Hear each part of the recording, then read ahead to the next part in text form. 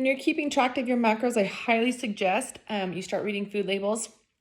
Look on the back of your foods you eat. It will tell you how many calories are in it, how much protein, how much fat, and how many carbs.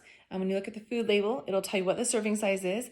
So you can't just assume that you can, have the whole bag of something and then that's the calories, macros on it. You got to look at the serving size. So it may say 1 cup, or it may say 1/2 of the bag, or it may say 1/2 of the bottle, or it may say 5 chips, or whatever it's going to say.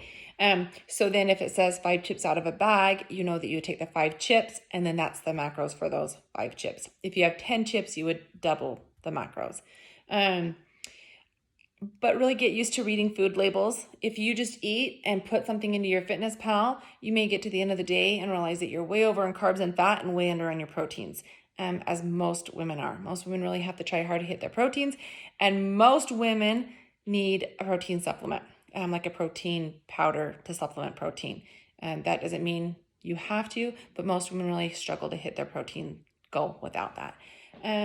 I've attached a nutrition breakdown on some of the foods that I eat a lot, some healthy, chickens and lettuce and rice and sweet potatoes, those kinds of things. Some of the breakdowns, the macro breakdowns for those. Print that and use that. And then any foods that you use regularly, I would say add to that. That way you're not always having to read the food label. You'll have your little cheat sheet right there.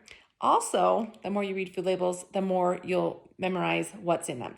So now you go to grab the nuts, you're going to know, because you've looked at the food label enough times, that it's high in carbs and high in fats and high in calories. So if you're counting your macros and you're like, okay, I don't have a lot of fats left, this wouldn't be a good choice. If you're counting macros and you know that you're kind of high on your carbs and fats already, but you're low on your proteins, now you need to grab a food that's a high in protein but low in fats and carbs, which would be like chicken, eggs, sometimes steak, or like a lean, like ground turkey, 99% ground turkey. So really read your food labels. Like I said, I like to write down the nutrition information on any foods that I eat regularly. And one other thing with MyFitnessPal, if that's where you're keeping your macros, be aware that the information on there is not always accurate. So I still suggest that even when you add it into MyFitnessPal, compare what MyFitnessPal is saying to what the food label that you're actually eating is saying. Most of the things with a green check mark mean that they've been verified and that they are accurate, but not always. So look for ones when you're selecting food that is a green check mark, and then always compare to make sure that they match up.